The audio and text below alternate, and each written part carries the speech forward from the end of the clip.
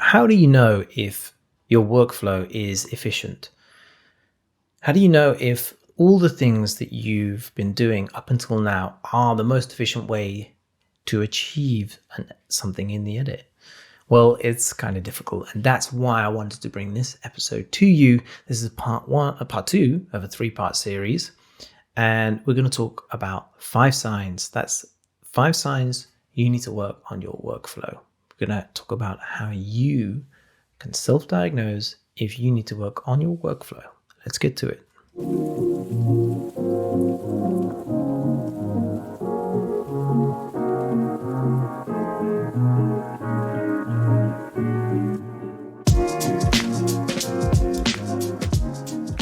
Howdy, welcome back to the video editing podcast from Unsplice with me, your host Shiny, the lead trainer and founder, and a big fan of yours. Thank you for joining. And this is, as I said, trying not to repeat myself too much, but this is part 2 of a 3-part series. And I'm calling this the 5 signs series because this is 5 signs that you need to work on your workflow. The last one was 5 signs you need to work on your storytelling. And after that, next week, we're going to be talking about 5 signs that you need to work on your client relations skills. And so if you missed the previous episode, I'm just going to very quickly break down the key skill sets that every in-demand editor needs in order to excel. That is efficient workflow, creative storytelling, and client relations. Without efficient workflow, then you could be a fantastic editor, but the client is going to hire somebody who can do the changes, who can work faster. Without creative storytelling, then you are going to find that you just get jobs that are pretty boring and technical. So corporate jobs, boring jobs where the client is just giving you demands on what to do rather than you coming up with creative ideas, which can be pretty boring. And finally, client relations, because you can be the best editor in the world, but if you're a nightmare to work with, nobody's going to want to work with you. So those are the 3 major skill sets every in-demand editor has. And so this 3-part series is to help you self-diagnose if you are missing any of those skills. Let's get straight into it because there's some interesting ideas that you might not have thought of here. Sign number 1 that you need to work on your workflow is because you destroy rather than build.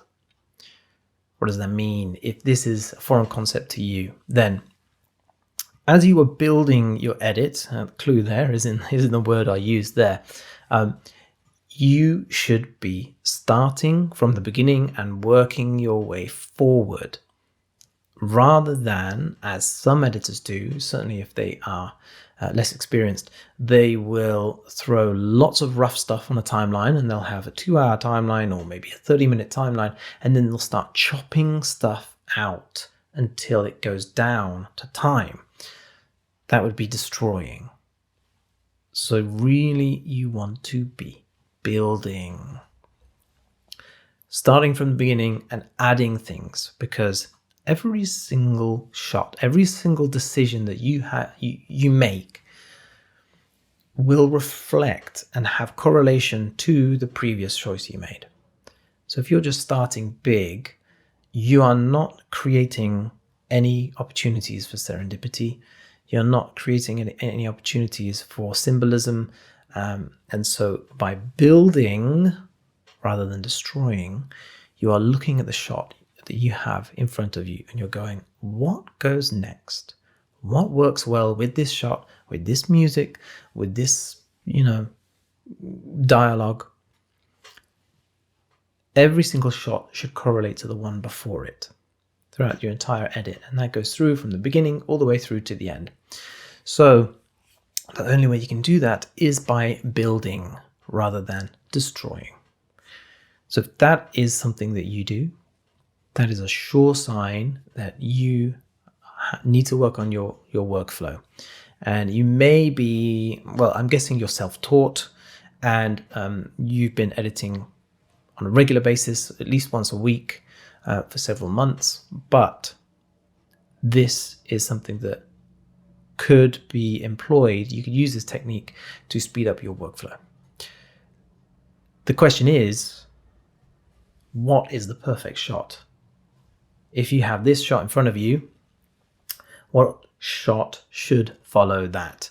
What is the perfect shot to go from there to there? So that is the skill that will take some time to develop. So it's very well and all good knowing that it's better to build rather than destroy your timeline. But what shot is the perfect follow-on from the previous shot? That is a skill that you can learn, and that will take time through practice, but you have to have an understanding of what makes a good shot, how you can relate those, and also what are you trying to orchestrate with the audience, as we spoke about in last week's episode. You're trying to create a relationship with the audience, and you're trying to keep them engaged all the way through to the end, and you're trying to get them to feel some way. That is your job as an editor. So what is that way, and what are the ingredients that you can use in order to get the audience feel that way? That is the skill that you can actually learn through the Unsplice Pro modules. But I want to move on to the second sign that you need to work on your workflow. If you don't know the difference between a raw format, a working format, and a delivery format, if these terms are completely foreign to you, you have no idea what they mean, then you should most definitely seek some education on workflow. This will mean if you don't understand the difference between these three formats, these three terms, that will mean that your timeline is going to be slow, it's going to be laggy, and it will lead to software crashes. So understanding the difference between a raw format, a working format, and a delivery format.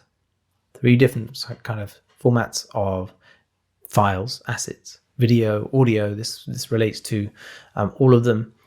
And if you are unfamiliar with those, that's going to be a pain when it comes to building out a long edit. And if you are fine because you've just been working on 15-second edits, maybe 30-second edits, nothing's gone wrong, everything's great, just pulling all the footage into the software, editing as you go, no problem. That's because you're working on a short timeline. But as soon as that gets more and more complex, either it gets longer, or you're stacking up layers, or you're adding color grade and motion graphics and titles and this and that and that, then the project slows down and it gets laggy and it gets slow and it gets annoying, and then you get frustrated and then it crashes and then you lose yourself. That's a really important skill, to understand the difference between a raw format, working format, and delivery format. And it sounds kind of boring, but it really does make the difference between the entire pipeline of your edit. And it's a skill that you should learn right at the beginning of your journey, because it's going to serve you for the rest of your entire life. And you'll be thankful that you learned it and implemented it early in your journey. So the third sign that you need to work on your workflow is a simple one, actually. Special characters. If you use them, do you use them? Special characters like a /, space, asterisk, brackets, what else? An exclamation mark, a question mark, hashtag. All of these, if you've ever used any of those when naming a file or when bringing a file in, that is a sure sign that you need to work on your workflow. Because if you're doing this, it can cause crashes.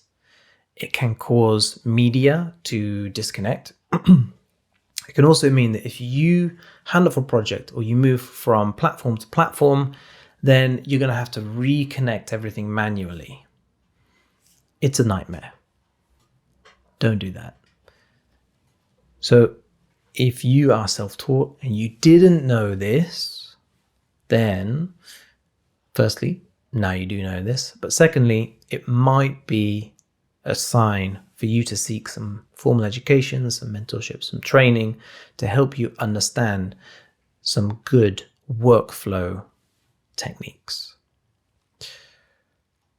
Number 4, the fourth sign that you need to work on your workflow is if you are not inspecting for variable frame rates.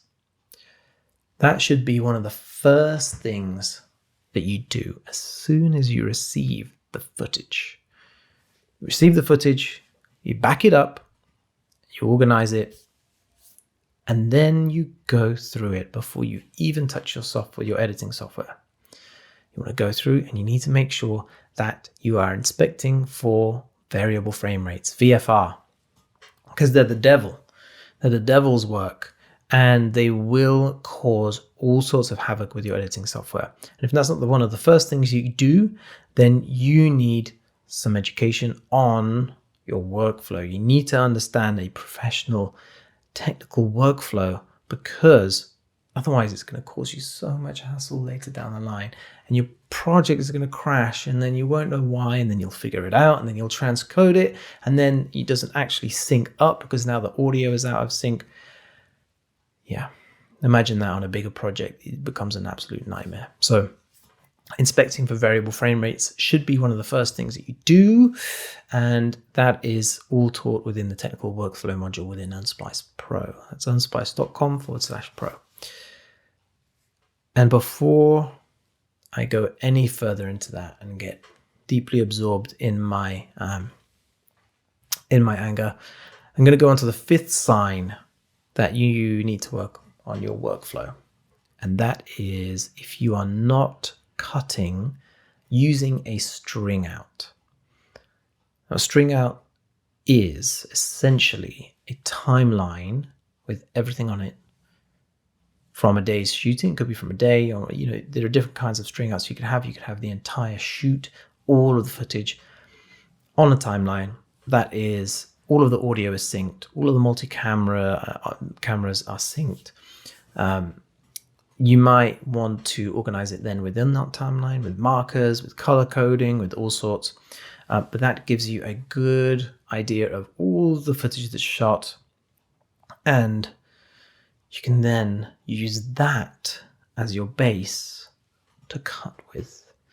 So if you're not cutting using a string out, you don't even know how to create a string out, you never heard of a string out, then you should take it upon yourself to seek out some formal workflow training, because it's going to make your life so much easier if you are cutting using a string out. It will change the way you work. Definitely think about using that. The string out really is one of those huge time savers. Once you know how to use it properly, once you know how to create it, especially if you're working on multi-camera shoots, or you're working on shoots with the audio recorded separately, or multi-day shoots, multi-location shoots. A string out really could save you so much time and make you so much faster. It's a great way to scrub through and see all the footage that you have available to you, with all the markers and everything searchable. And I'm going to give you a little bonus one, because this really is just for Premiere users. So it doesn't cover everyone, doesn't cover all editors. So it's a little bonus sign that you need to work on your workflow. And that is if you are using the latest version of Premiere Pro.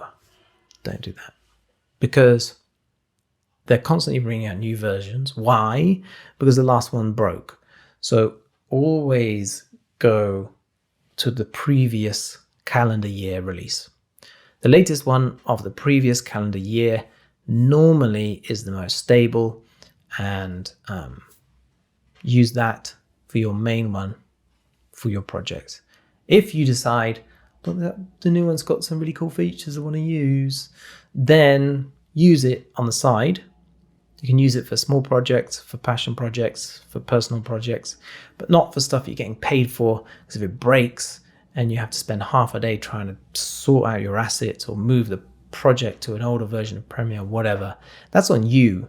And that's the reason why all the DaVinci users are going, Premiere Pro is terrible, keeps crashing constantly. It's because you're not using the software and you're not using the assets correctly in an efficient workflow. So if your Premiere keeps crashing, then you should most definitely seek some kind of technical workflow training to help you overcome that and set up all of your assets and all your project to prevent that. Because I find anyway, and some of the industry editors that I work with are very happy with the stability of Premiere. So I don't find that argument. I don't buy it. I think if people want to use their software of choice, they can use their software of choice.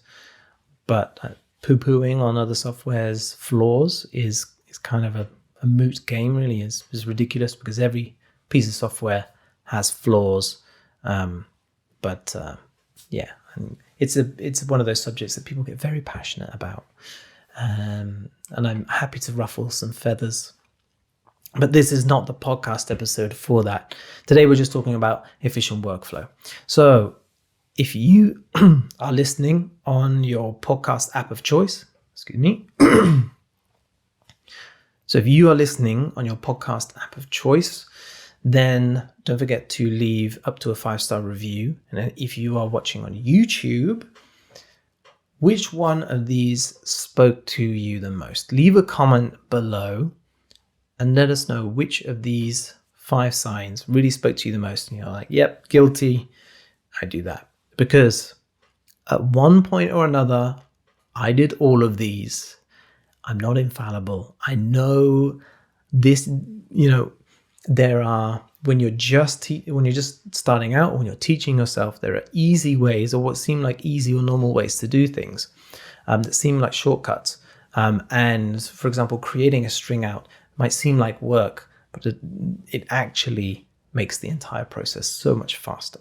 But you don't know these things until you're shown these things. So this is me telling you about these things, that they exist and they can save you a lot of time and improve your workflow so that you can become an in-demand editor.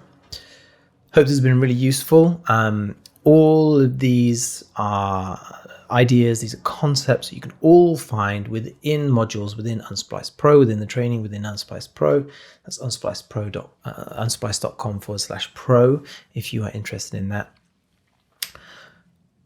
I hope this has been really useful for you. I'm looking forward to next week, where we're going to talk about 5 signs that you need to work on your client relations. All right. Thanks so much for joining. Take care. Bye-bye.